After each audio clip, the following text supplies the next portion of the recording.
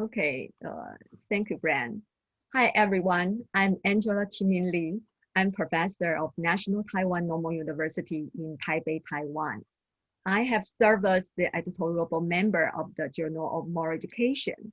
I have attended the international conference like the Association for Moral Education for more than 20 years. But this is the first time I joined the network for research on morality because this is the very new network. I am very glad to and very honored to be invited to be a speaker.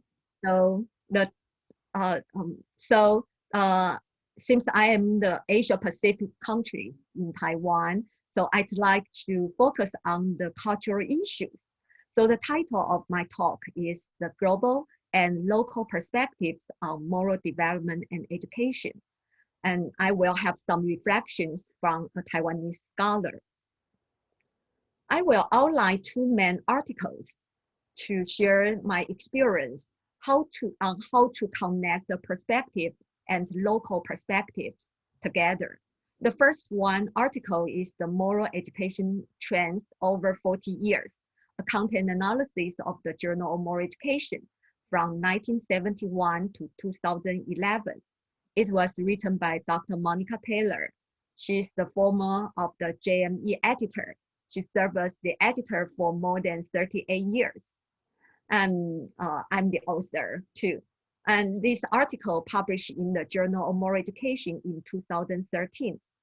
The other article is Developing and Testing a Skill of Moral Thinking and Communication Functioning, a preliminary study and its implications for moral development and education. It was written by Professor Stephen Thomas and I, published in the Asia Pacific Journal of Education in 2018.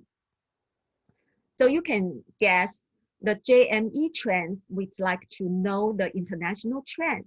So it takes a global perspective on moral development and education. But the MTC functioning based on Taiwanese context. So that's from the local perspective. So while the MTC functioning takes a local perspective, those two perspectives are dynamically interrelated perspectives. So both of them have enriched my thinking and research vision, as well as inspiring me to continue to carry out related research. So first of all, we'd like to analyze the moral education trend over 40 years. This study main purpose was to explore moral education trends as reflected through articles published in the JME from October 1971 to 2011. There are altogether 7 research questions. 1. To what extent have disciplinary approaches been represented in JME? 2. We focus on the topics. 3. We focus on the methodologies. 4. To what extent have different educational levels, that is age-related, been represented in JME? 5. We focus on the JME spatial issues. 6 and 7 are focused on the contributors. 6. What background information is available about authors whose articles have been published in JME. The last one is what background information is available about members of JME editorial board members and other members during its existence. We had 2 researchers, Monica and I also invited 11 graduate students in Taiwan to join our research group. At the beginning, we consulted 10 international professors to test the validity. And we also conducted the intercoder reliabilities. And there are altogether around 1,000 articles, but we have to include review articles and books and curriculum materials reviews, but it was a huge research engineer for us. So we'll see the results and have some brief discussion about that. One, disciplinary approaches. As the JME is the moral education, so you can see the educational approach has the highest number of the articles. And then we can see the philosophical approach and the psychological approach are almost equal. The lowest number of the articles, that's the approaches of sociology or cultural studies and cross-disciplinary approach. So that's about the disciplinary approach. And then we can see by decades, educational approach has consistently been the highest. But that's interesting to notice that the philosophical approach increased, especially in the 2000s. Maybe we can find what happened to the 2000s, why the philosophical approach increased. And we'd also like to find the top 10 sub-items of the disciplinary approach. We can see the top 10. The top one is cognitive developmental theory, and then teaching and learning strategies of moral education, curriculum content of moral education, educational administration, philosophy of education, analytic philosophy and meta-ethics, history of moral education, structural functionalism, social cognitive theory, and feminist ethics. That's the top 10. Two, about the research topics. First of all, we'd like to know the key concepts for all the articles.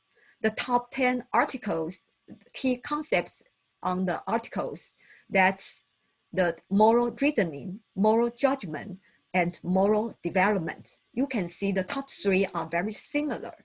And then justice or fairness, teaching and learning, adolescent development and values, moral dilemmas, care or caring, moral reasoning stages, and virtues. And they are altogether around 20% of the JME article mention curriculum program, projects, and models. And the top 10 are national or state sponsored program, and then the Lawrence Kober's Just Community, and then Child Development Project, Kibu's program, Philosophy for Children Thinking Skill, Values Clarification Program, Lifeline Program, Deliberative Psychological Education Model, Facing History and Ourselves, Integrative Ethical Education Model. That's the top 10 education curriculum program, projects, and models. And there are also around 20% of the JME articles mention evaluation or assessment instruments. And there are only top 9. You can see the top 1 is defining issues test, including DIT-1 and DIT-2, and then moral judgment interview, and moral judgment test, social moral reflection measure, schools ethics of care interview, Lobinger sentence completion form, the Unright forgiveness inventory, Rokich value survey, and Schwartz value survey. And the topics will also concern the scholars, mainly mentioned by the author. They are altogether 50% in JME articles. And the top 1, that's the Lawrence Kober, and then Jean Piaget, James Rest, Carol Gilligan, John Wilson, John Dewey, Emil Kant, Emil Durkheim, Aristotle, and Richard Peters. And then we can find the country by occurrence in the articles. So there are altogether around 40% of the JME articles mention the countries. And there are altogether 49 countries' occurrence as topics. So the top 10 countries are USA and UK. It's not surprise. And then China, Israel, Canada, Australia, Nigeria, Germany, Netherlands, Japan, and Finland. 3, research methodologies. The highest number of the articles represented in JME use the literature review, and then theoretical inquiry, quantitative research, critique commentary and response to commentary, historical research, qualitative research, both quantitative and qualitative methods, documentary analysis, and others. That's the methodologies. And they are altogether around 40% of the JME articles utilize the empirical research. And the highest number of the empirical research use the questionnaire survey, and then quasi-experimental research, structured, semi-structured, unstructured interviews, face-to-face interviews, participant observation, descriptive research, controlled experimentation, task measurement, development, cross-sectional study, and discourse analysis. 4, educational level. And around 40% of the JME article mention the specific educational level, but the highest number of the article mention the middle school. That's around the age 11 years old to 18 years old, and then elementary school, and then higher school, higher education, and then adult and continuing education, junior college, further education and vocational school, and preschool education. The lowest one is the early childhood care. So that's the educational level. And 5, we focus on the spatial issues. There are altogether 27 spatial issues from 1971 to 2011. But the first one was began in 1983. The title is Moral Education, Religious Education, and Ethical Theory. The most recent one before 2011, that's the issue title is the Moral Learning, Integrating the Personal, Professional, and Political. 6, we focus on the authors and their background. And you can see around 70% of the JME article has only one author, but the most authors in the articles, that's the 8 authors, but there's only one article. So you can see most of them have the single author. And the top 10 of the first author, you can see the top 1 is John Wilson, and then David Carr. And then 3 scholars wrote 6 articles. And then several scholars, including Christensen, wrote 5 articles. And then the others wrote 4 articles. So that's the top 10 of the first author.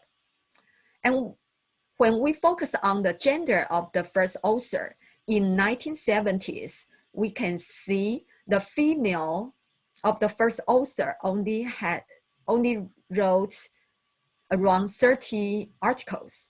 But until 2000s, they have increased the articles to 85 articles.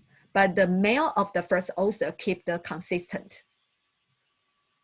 And countries of the first author affiliated, the top 10, it's no surprise that the USA and UK, and then Canada, Australia, Israel, Netherlands, Germany, China, Nigeria, and Spain.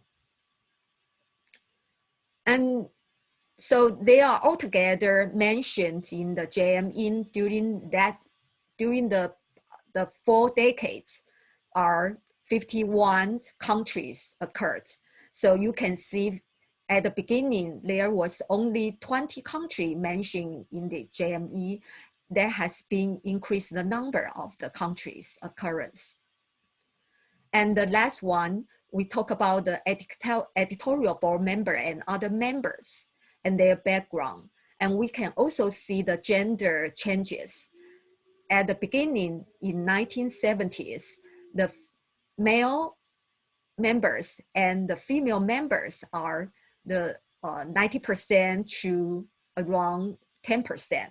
But the gap has been narrowed down. So until 2000s, we can see that the male members and to the female members has been the 60% to 40%. But that should be good, right? And we can see the regions because the JME is founded in UK. So Europe, the European scholars and then the North American scholars are the dominant, and then the rest of the continents. So these articles can give some implications. We can see the international development. That is, for example, topic, methodology, gender, and country of the journal, and the influence in its contributors. And this analysis helps us to identify important areas of ongoing concern, keep research trends and changes over time. And also we can see some neglected area of research in the field of moral education and development. So it also provides a firm basis for researchers and educators to appreciate the changes and development of moral education through research, theory, and practice across the past 40 years. So after that articles, that's from the international or global perspective, I'd like to connect my local perspective.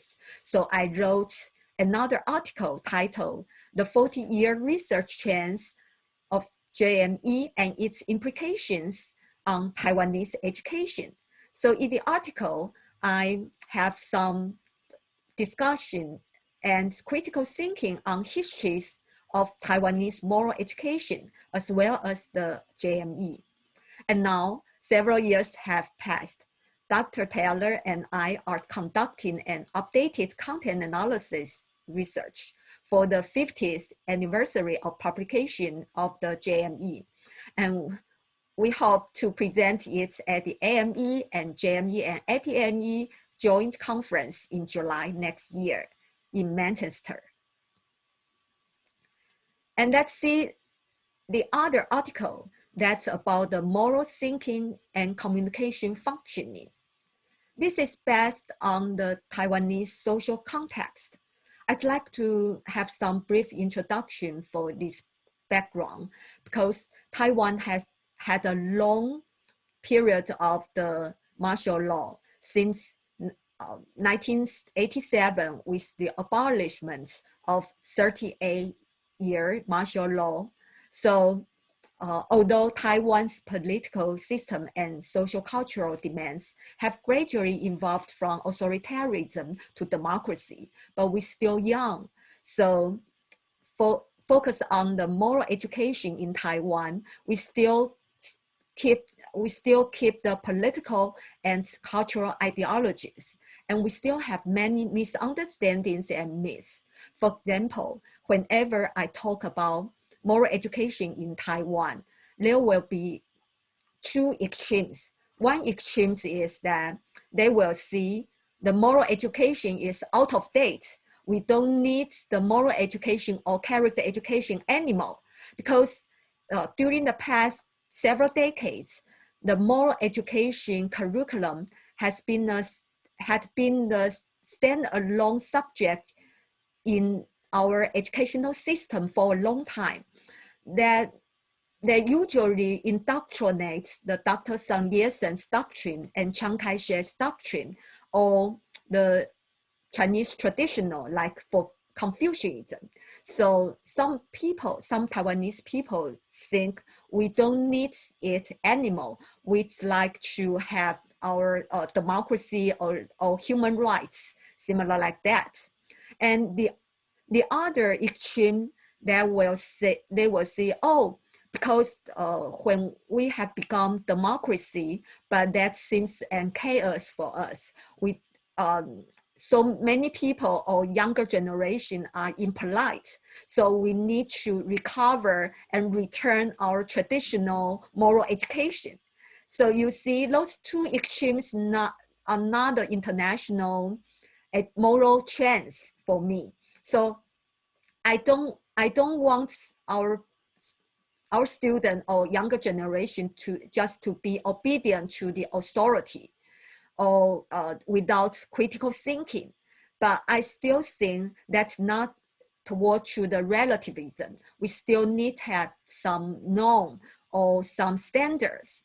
So it's important to construct a scientific scale which is suitable for Taiwan's social context, as well as fitting the moral education trends to investigate and improve students' competencies in moral thinking and communication. So the purpose of this article is to create MTC measurement system. And we'd also like to note, is there any difference by demographic factors? And we'd like to provide an evaluation of current civic and moral education in Taiwan. So the MTC functioning has the framework. There are altogether 4 main components within that. That's the moral awareness, moral judgment, moral discourse, and moral decision making. The multifaceted competencies of MTC functioning are based on some Western theories, like Lawrence Kober's theory, Neil Kolbekian theory, Georgian Habermas' discourse ethics, and Larry Hinman's ethical pluralism. But that's not the all. We also collected and have some transformed into Taiwanese context. So we use both quantitative and qualitative research to form the MTC scale. So the MTC scale has 2 dimensions. One is micro morality. The other is macro morality. They are altogether 4 moral dilemma stories. 1, reporting cheating or not. 2, terminating pregnancy or not. 3, environmental versus economic development. 4, supporting a war to prevent genocide. Those 4 stories, although they may be common to the younger generation to judge that. So that's not only focused on Taiwanese context. I think it should be universal or the common judgment for the younger generation. For example, here is the example, the story 1, reporting cheating or not. Bruce and Jack are good friends at school. Both of them were straight-A students in high school. However, Bruce missed many classes due to illness this semester. Jack discovered that Bruce had cheated on several exams. A few classmates noticed as well, but their teacher did not. If you were Jack, what would you do? So that's the moral dilemma. And each story had 9 main questions, 4 of which consist of 12 items, each in 5 Likert scale individually, based on the 4 components of the MTC functioning. For example, the part 1, under this situation, do you think Jack should tell the teacher the truth? And part 2, could you imagine Jack's problems or feelings on those matters? Please indicate your responses to the following states. For example, it is not a big deal, or this is a dilemma between promoting justice and pressure from classmates. 3, if you do not report it, you would be against your own interests. 4, this is an issue of complying by school rules or betraying friends. And there are altogether 12 items. And the third part, please select 4 items from part 2, which most closely match your perspective on Jack's problem and feelings, and rank them in order. So at that study, there are altogether around 1,000 participants were assessed, and they are from northern, central, southern, and eastern Taiwan. The data was collected in 2014. And we focus on the ranking questions, and the resulting score was labeled the POI index, and it is informed by the P-score of the defining issues test. And then we can have some findings. You can see the graphs first. The moral awareness marked in blue line scored the highest, and then the moral judgment marked in orange line, that's the second. And you can see the moral discourse and moral decision making score the lowest. So these results reveal roughly the assumed pattern of MTC competencies descending from moral awareness, the simplest, then moral judgment, and the hardest or the difficulty or the most complicated, that's about the moral discourse or moral decision making together and across stories. So that's the pattern revealed. And then we focus on the gender. We found the female students usually scored higher than the male students across all the stories. It is corresponded to all other main findings from the moral measurements or the other assessment.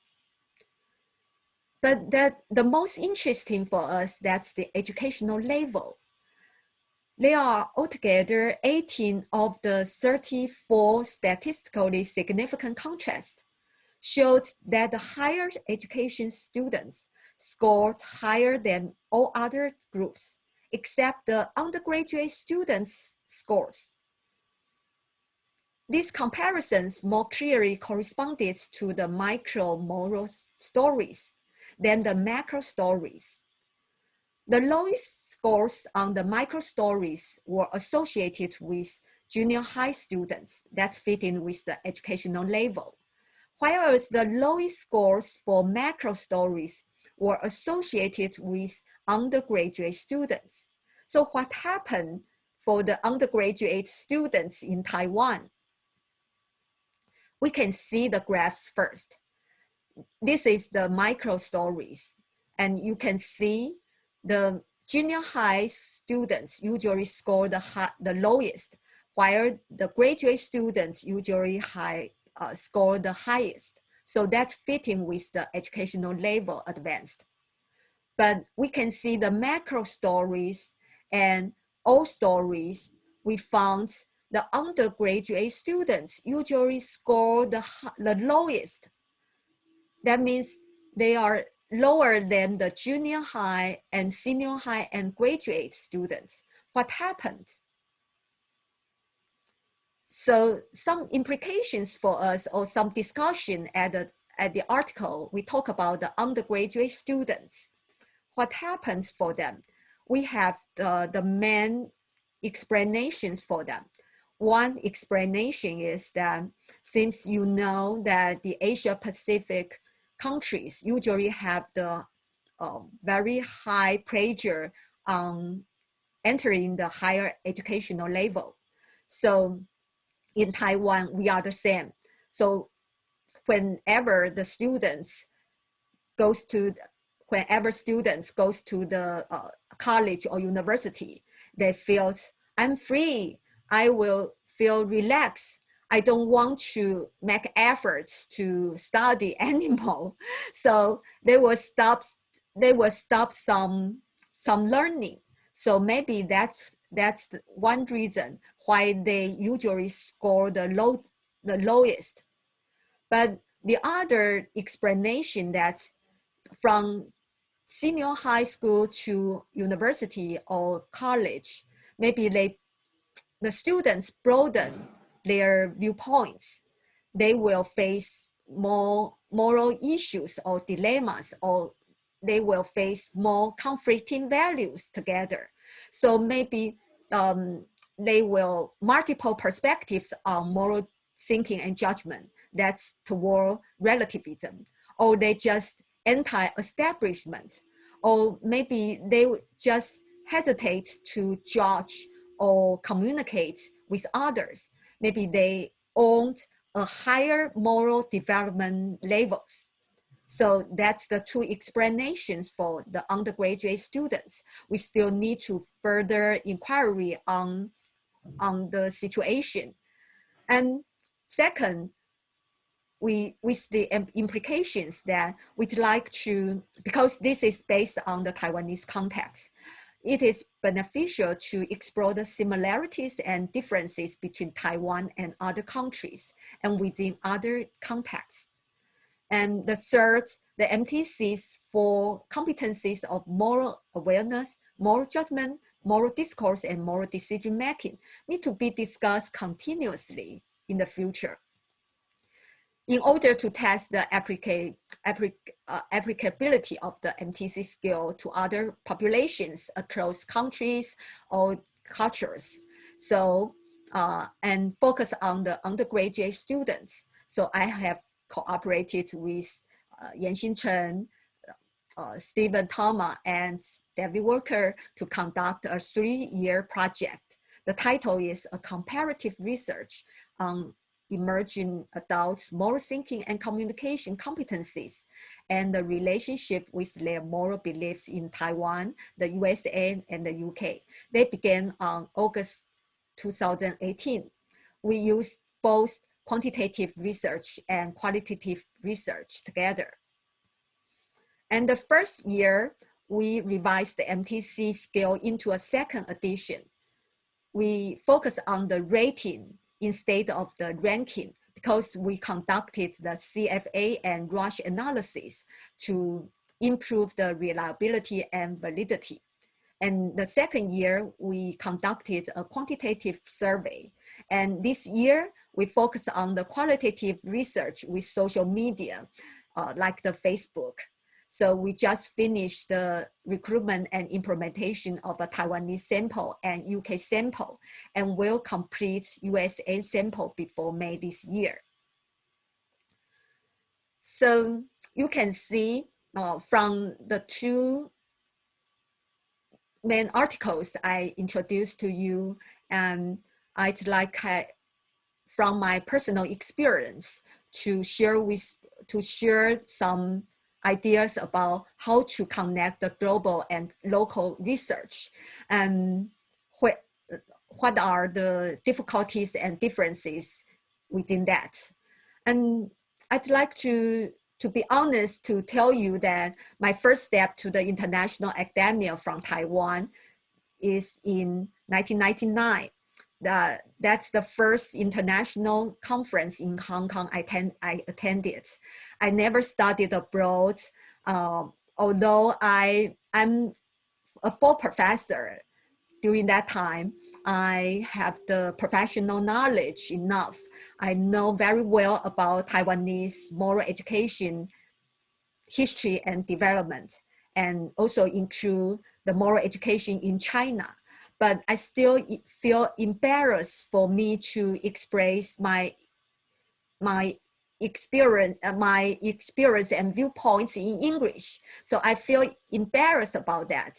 But fortunately, I can have so many good friends to help me to improve my ability and confidence to express myself. So until now, Association for Moral Education and Journal of Moral Education have become an extended family throughout my academic life. So I'm so fortunate, but I still want to share with you, there are also some difficulties and differences for me, both in English and culture.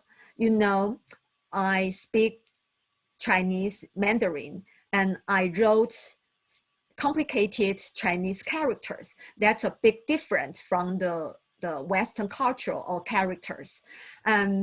That's the one thing. But another thing is that language is not only a means of the communication, but it's a thinking style about that. So it's very hard for me to have to make friends with international scholars because it's hard for me to understand their culture. So I think if we'd like to connect the global and local research together, and we need to both understand the language and culture together.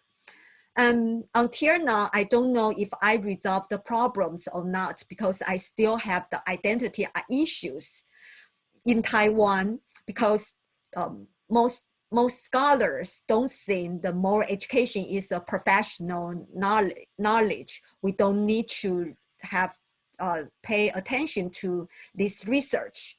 So this is a very small circle to have research on moral education, and most of them focus on the philosophical approach, and some of them, and most of them are focused on the Confucianism. So I felt very lonely about that since I'm not belong to them. So that's the other. I'm the other. And for the international circle, although I can talk about the common characteristic of the moral theory and practice, and I'd like to share them about the Taiwanese moral education and theories and practice.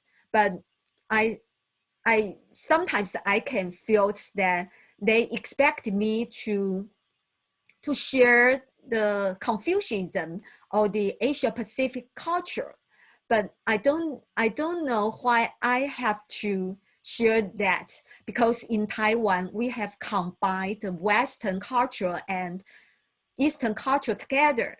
We have combined the traditional and modern moral education theory and practice together. So that's our characteristic. But I still felt I was regarded to I'm regarded to be the double others. Sometimes I was excluded by those two groups. So that's my identity issues. So finally, I'd like to offer some questions for thinking and discussion later. One, how do we adapt to global trends in moral education theory and practice while avoiding being colonized or assimilated by mainstream and dominant culture? Two, how do we appreciate and display the fruitful and diversified characteristics of moral education in different places and cultural contexts, while avoiding the tendency towards relativism without criteria or standards? Three, how do we connect the world with our own cultural background in order to conduct moral development and education locally and globally, especially in the field of moral education research? Is there any common ground of moral education between local and global cultures? Okay, that's the end. Thank you very much.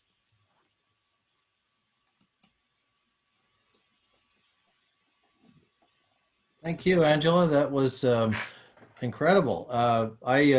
When I saw her slides for the first time, I thought, there's no way you can talk about all that in 45 minutes, but you covered a tremendous amount of ground in a very clear way. So thank you very much for that.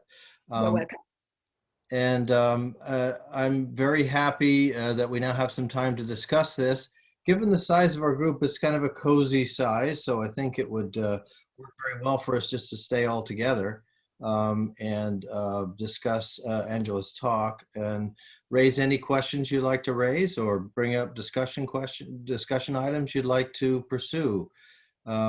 So let me open the floor, and I'll go ahead and moderate it. And so if someone wants to raise their hand either physically or with the electronic icon, then I'll give you a chance to speak and we'll have some conversation. So please.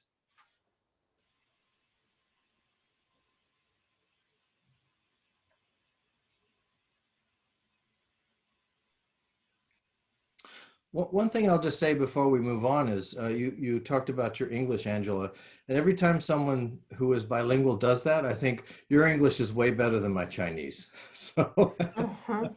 I'm really impressed with people who can speak professionally in a second or third or fourth language. It's an incredible accomplishment. So Absolutely. Thank you. Well, I certainly resonated with your discussion of cultural or professional identity issues. I don't have cultural professional identity issues, but I certainly I study courage and practically no one does. And it's a very little group. And I always joke that when we get together before a conference, we're like our own little support group. So your story about, you're talking about the finding the journal and having it really feel like a professional family, that really resonated with me. I feel the same way. So I just wanted to say thank you for that.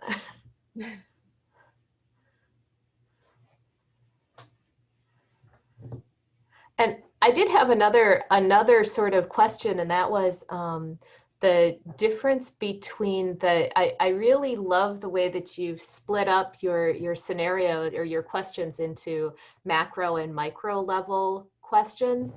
And I'm wondering if there would be any benefit, or you've given any thought to dilemmas that have both a micro and a macro context to them. I feel like, at least in the US, we're seeing a lot of that right now with the pandemic, where there are micro level things people can do that affect them at the micro level, but they're in service of a macro level thing or in service of micro level goals.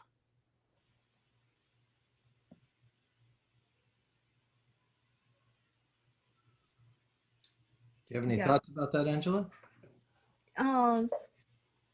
Yeah, actually, we just want to have these two dimensions, but what's the relationship between these two dimensions? We still want to have some inquiry about that. And according to the initial findings of the second year, that's the quantitative research. And we found in Taiwan, there's a close connection between the micro level and macro level for the younger generation. But in UK and USA, there's the little connection between the micro level and the macro level. So that's very interesting. We still continue talking about that. What does that mean? What's the relation?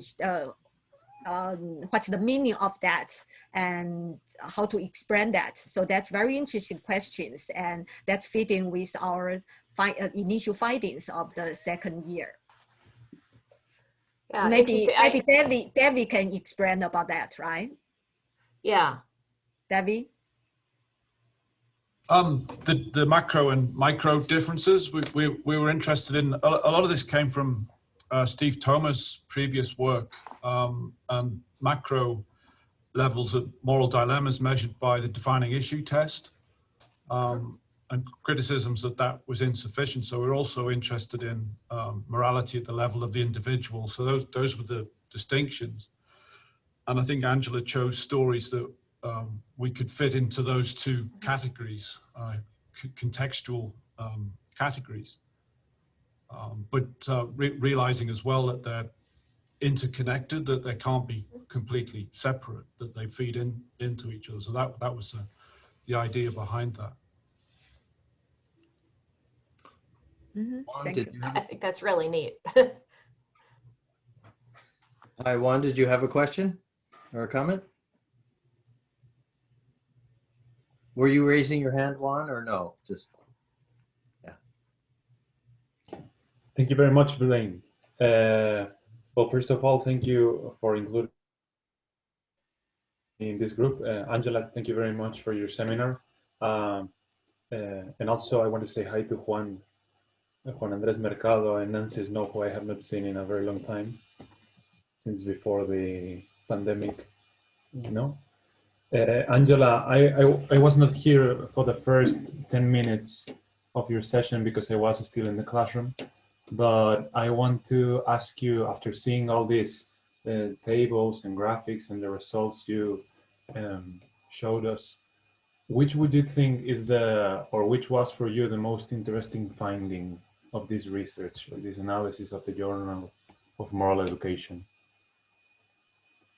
Could I clarify which research do you mention? Because there are two.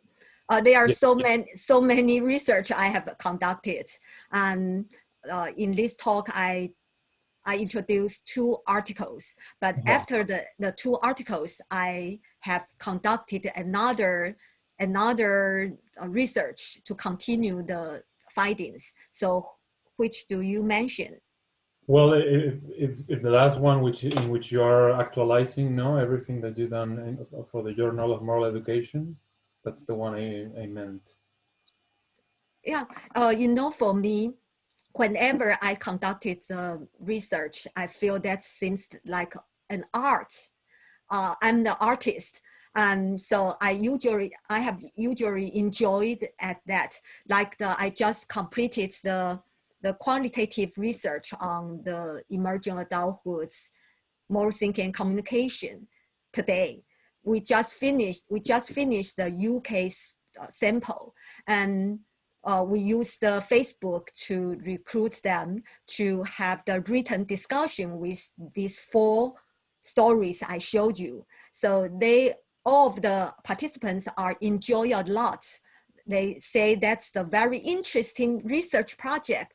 They are so lucky to enjoy our project. So you see, as a researcher, I feel very proud and I'm very happy to see the participants are enjoyed our research. You see, I'd like to show the findings immediately to all of the participants and all other people who are interested in that.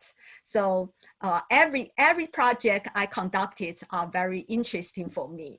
But whenever I think about that, maybe that's from the global perspective, that's the common theory and practice in the world. I'd like to connect my own. How can I adapt it to my own country or my own social context? And whenever I created some new ideas based on Taiwanese context, and then I will see, I'd like to share to other scholars in the world. So that's the process of my research. Thank you, Angela. Yeah, your enthusiasm is very infectious, so we appreciate that. Mike, it looked like you had a thought you wanted to share, or a comment, or a question. Yes, it did. Thank you, Angela, for your wonderful talk. You asked the question about how it is that we can resist the idea that someone who comes from a particular country is the spokesperson for that country, if you will, for Confucianism, and how we can resist colonization of morality. I kind of feel as though the answer to that question was kind of implicit in the question itself, in the sense that what you said was that in Taiwan, I think you said that you're melding things together and creating a Taiwanese solution to these moral problems, and I think that tension is something that we should continue to raise. There's this Western kind of dominance of moral thinking that gets exported everywhere. I think it's dangerous. I think that the idea that there's only individual rights or Western ways of thinking ought to be challenged, and that the West really has a lot to learn from Asian models, even if Asian approaches feel that they can learn from the West. Look at what we've done with COVID. We haven't done a very good job with our moral, the moral regulation of we have an awful lot of rugged individualists who insist upon their prerogatives. So I think that by pointing out the troubles in the West and seeing how well they can be informed by other perspectives might be one way to resist the cultural hegemony, if you will. Mhm. Any response to that, Angela, or should we move to other commentators? Yeah, I just have a brief response to Mike. That actually until now, I don't want to divide it into the West or East, or because I'd like to talk about the common characteristic of for ours. So like the COVID-19 in Taiwan, actually we have the effective and transparent and democratic leadership of the government. So the people would like to follow up some regulations. So like that's the common regulations all over the world. That's not only belong to the Asia Pacific or Asia or the East type or the Western type. So I think we don't need to divide it into two parts of that. We can melt it together and infuse together. Okay. We have several people have raised their hands, so we'll go with Monica, then Juan, then Nancy.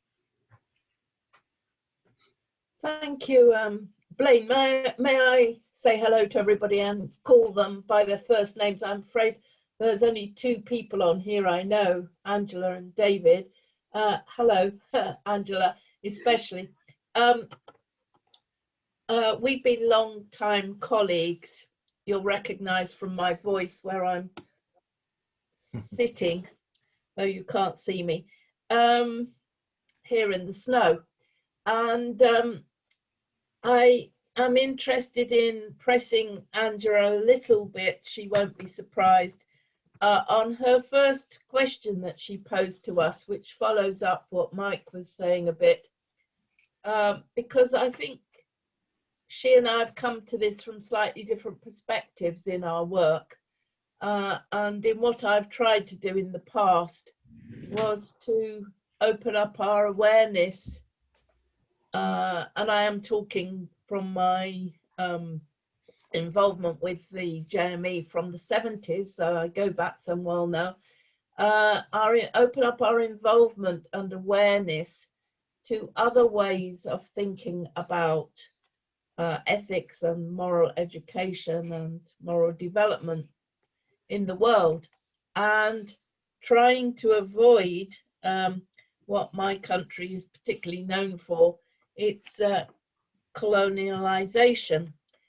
And I've always been intrigued that Angela has wanted very much to belong to the, so I'm going to press her a bit about her personal professional involvement, because I think it can enlighten us for the future. Angela's always wanted very much to belong to AME and to JME, and to try and, as she said, meld these things together. And I'm interested that she said she still felt like an outsider, that she was expected to represent, shall we say, just to pigeonhole it, a Confucian perspective because of where she comes from in the world.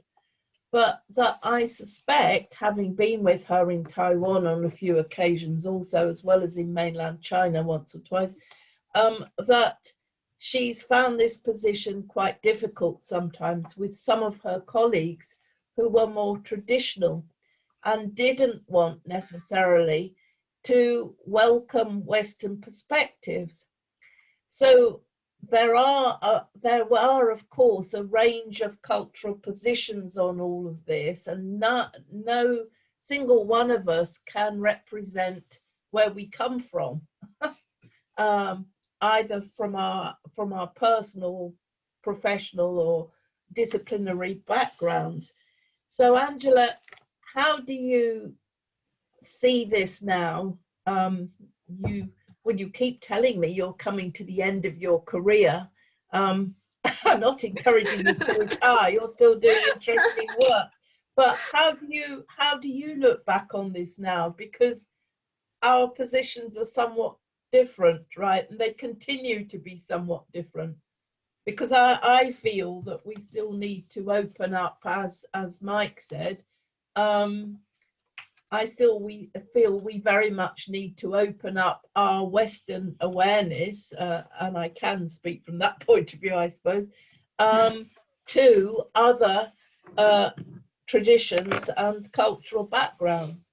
And so we need people like you to engage with that, and that for the conversation to flow in different directions. How do you feel about this now, looking back and going forward?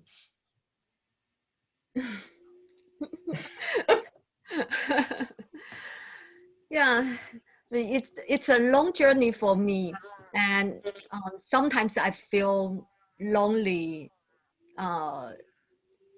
and sometimes I feel I have the extended family like Monica and Debbie and Christian and some other good friends. But I have to say that in Taiwan, we have maybe 15 years ago, I have involved in the educational policies very much. I try to combine some common moral thinking and moral theory and practice with Taiwanese context together. So we have the character-based school culture, some related policies that's quite good. And we also have some experimental research about that. But until now, I found that maybe we don't need to just focus on the term of the moral education, because in Taiwan, we'd like to divide it into or replace by other terminologies to replace moral education. For example, the gender equality education, human rights education, and the environmental protection and education, something like that. So if we just talk about the moral education, that will connect to the Confucianism or the old age or the out-of-date theories about that. Even we talk about the moral and character education, they are the same. So so my suggestion is that we can talk about the content and the educational goals of the moral education, but if we'd like to have conversation with others, both in Asia Pacific and the other worlds, maybe in Rome or other countries, and maybe we can have more terminologies to talk about that. So we need to find the common values or some core values, and we are consider they are very important. So we can use new terminologies to talk about that and to increase about the quality of that. So maybe that's the best. So if we just focus on the term moral education, I'm afraid that like the AME or the DME, there are fewer and fewer junior scholars involved in this conference because that's the name. And I think the moral education, last time we still talk about the journal moral education belong to the religious field or educational field, because some other people, even in Western, they will think the moral education or character education is a religious issues, but actually that's not. So maybe we need to transform some terminology to replace the moral education itself. So that's my feeling about that. Okay. Juan, you've been very patient. Do you want to jump in here?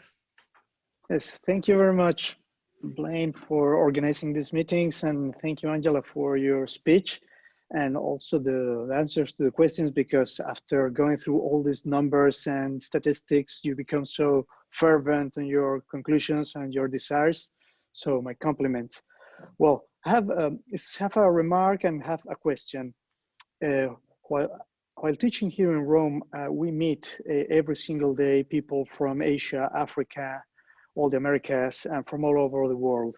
It's adult education. I'm not a specialist on younger education. I teach philosophy. So these are my limits, but this is also my the richness of our forum, so to say. Now, we have students from all over the world. And my question is, do you think that the subjects like family, parenthood, and authority are important trends in moral education today?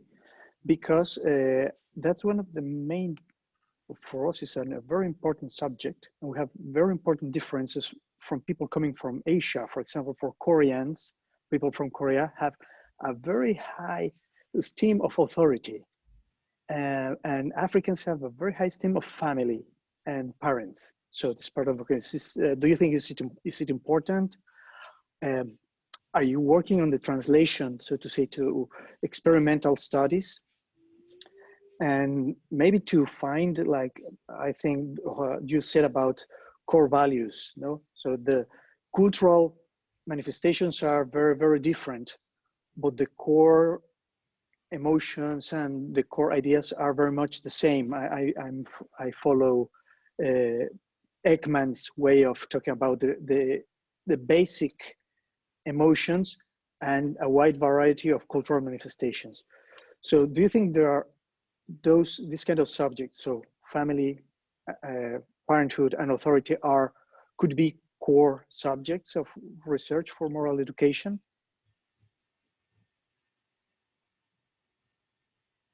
Mm-hmm. Okay, about the family, I think we need, first of all, we need to divide it into different levels, because if we emphasize some core values, that maybe that's the basic level of that. And then based on some core values, then we can have some cultural or customs or some regulations in different contexts. And then maybe we will have some different behaviors. So that there are several levels about that. Okay, and I emphasize that maybe in the world we have the common core values about that, like to families, love. That would be the common core values.